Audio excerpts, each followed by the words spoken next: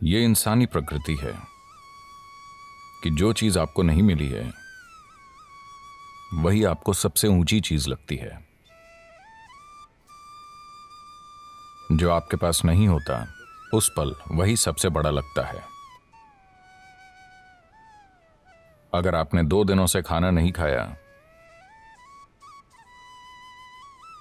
तो खाना भगवान हो जाएगा। आया ना? नहीं? हाँ।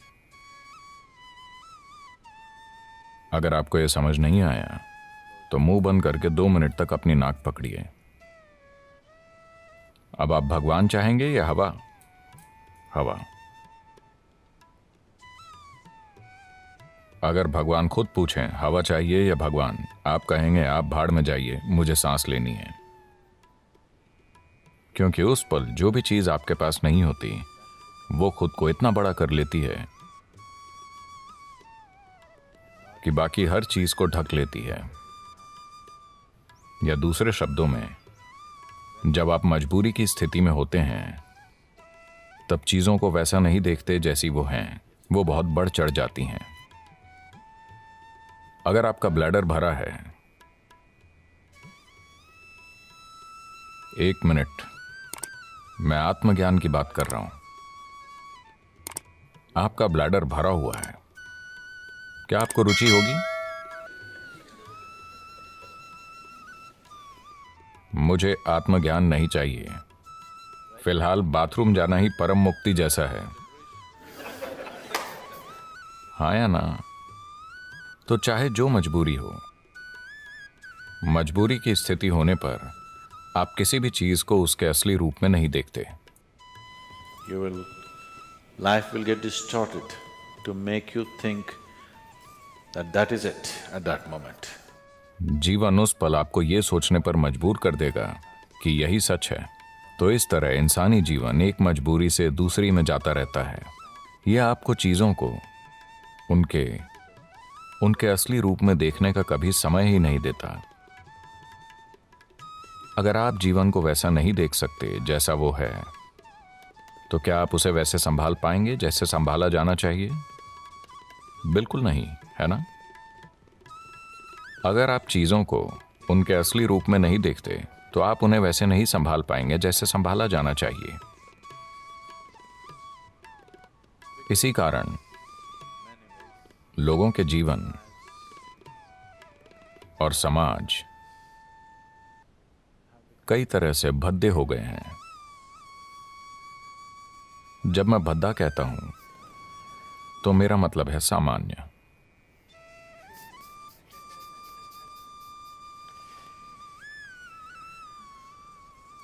मैं एक स्कूल में 14-15 साल के बच्चों से बात कर रहा था।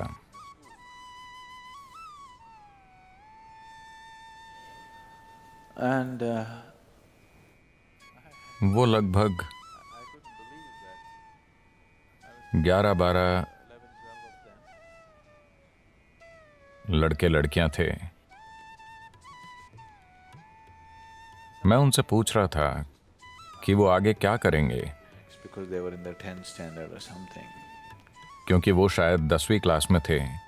वो सिर्फ नौकरी ढूंढकर पैसा कमाने की बात कर रहे थे। मुझे विश्वास ही नहीं हुआ,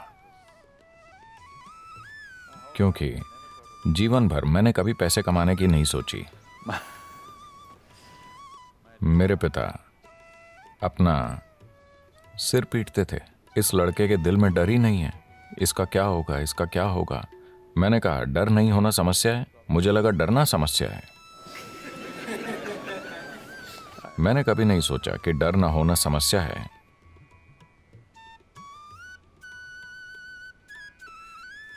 तो परमात्मा का हुक्म था कि मैं एक डॉक्टर बनूं, क्योंकि मेरे पिता डॉक्टर थे। 10 साल की उम्र में मैंने उनसे कहा, नहीं, ये तो मैं बिल्कुल नहीं बनूंगा, मैं डॉक्टर नहीं बनूंगा। पर रोज कोई ना कोई मुझसे कहता, तुम्हें सिर्फ एक डॉक्टर ही बनना चाहिए। आप भारतीय परिवारों को जानते हैं, डॉक्टर बनना ही पड़ता है। आजकल सॉफ्टवेयर सीखना पड़ता है। मैं 8 दिन शिकागो में था। 2 दिन पहले ही मैं भारत आया। तो 8 दिन पहले मैं शिकागो में था और वहां एक भारतीय व्यक्ति से मैंने पूछा, आप क्या करते हैं? और क्या सदगुरु, यानी वो एक सॉफ्टवेयर इंजीनियर है।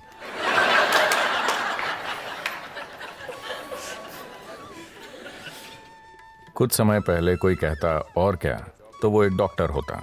अब कोई कहे और क्या, तो वो एक सॉफ्टवेयर इंजीनियर है।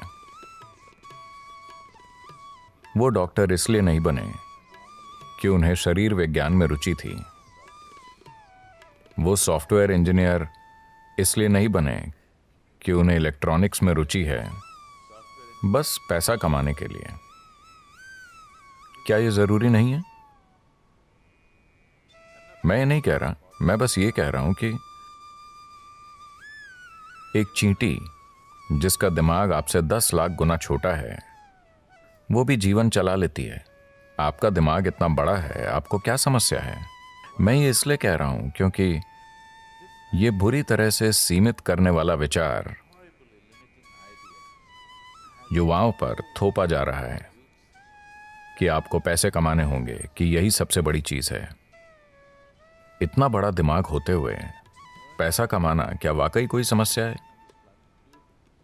मैं जानता हूं कि सभी को यही मानने के लिए तैयार किया गया है, पर ऐसा नहीं है। मैं बता रहा हूं, ऐसा नहीं है। मानव चेतना के लिए पैसे कमाना एक मामूली चीज है, पर दुर्भाग्य से पूरी मानवता अपनी पूरी ऊर्जा और बुद्धि बस पैसा कमाने में लगा रही है। अगर दुनिया में ये नहीं बदलता, मैं ये नहीं कह रहा कि पैसे नहीं कमाने चाहिए, मैं बस ये कह रहा हूं कि इसे पूरी इंसानी चेतना पर हावी नहीं होना चाहिए। अगर आप एक छोटी उंगली से काम करें तो ये पैसे कमा लेगी, इसमें इतनी काबिलियत है। पूरी इंसानी प्रतिभा मुरझाकर मर गई है, सिर्फ इसलिए कि सभी सोच रहे हैं पैसे कैसे कमाएं, पैसे कैसे कमाएं। The moment they can earn a living, they will sit down and become fat. जब वो पैसा कमाने लगते हैं तो वो बैठे बैठे मोटे हो जाते हैं। आपको सोचना चाहिए, मैं इस जीवन के साथ क्या कर सकता हूं, है ना? आपको सोचना चाहिए, इस जीवन के साथ सबसे बड़ी चीज मैं क्या कर सकता हूं, क्योंकि एक दिन आप मर जाएंगे। क्या आप जानते हैं?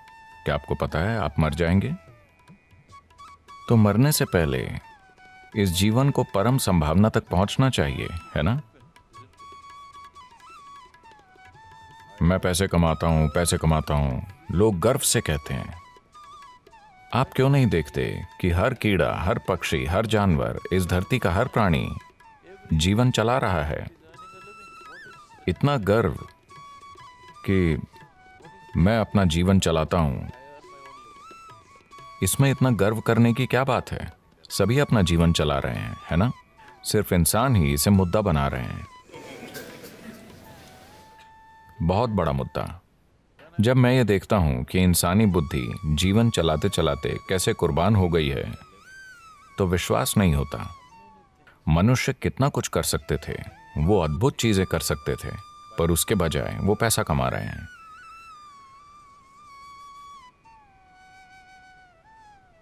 तो ये बहुत जरूरी है। मैं सोच रहा हूं कि हम एक लहर शुरू करें, खास तौर से स्कूलों और कॉलेजों में, कि पैसे कमाना एक छोटी सी चीज है। ये जीवन का प्रमुख उद्देश्य नहीं है। एक छोटी उंगली से आप पैसे कमा सकते हैं।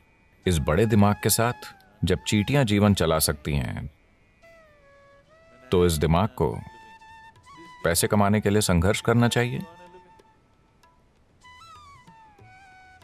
यह समस्या बन गई है क्योंकि आप किसी और जैसा बनना चाहते हैं, है ना? आप किसी दूसरे जैसा बनना चाहते हैं। आप गुलाम बन जाते हैं। और इस चक्कर में पड़ने के बाद और कुछ नहीं हो पाता। आप हमेशा के लिए इसी में फंस जाते हैं। अब जिस संभावना को हम योग कहते हैं, वो शरीर को मरोड़ने, फिट होने या स्वस्थ होने के बारे में नहीं है। अगर आप प्रकृति के साथ तालमेल में हैं, तो प्रकृति ये सब कुछ कर देगी। ये अपने सिस्टम की ज्यामिति के माध्यम से ब्रह्मांड की ज्यामिति समझने के बारे में है। मैं इसे ज्यामिति कह रहा हूं क्योंकि ब्रह्मांड एक ज्यामिति है ना? पृथ्वी सूरज के चारों ओर घूम रही है। यह क्या है? डीजल की शक्ति? क्या एक डीजल इंजन इसे धक्का दे रहा है? अगर ऐसा होता तो इंजन की आवाज से हम मर जाते। ज्यामिति इतनी अच्छी है कि धरती बस घूमती ही चली जा रही है ना? आपने लगातार चलने वाली मशीनें देखी हैं? क्या छोटी मशीनें? अगर आप बस ऐसे करें तो वो सालों तक चलती रहेंगी। तो ये बस यही है, ज्यामिति की सटीकता इसे लगातार चलाती रहती है। पूरे ब्रह्मांड में ज्यामिति सटीकता है, तभी ये अपनी जगह पर टिका है, वरना नहीं टिकता।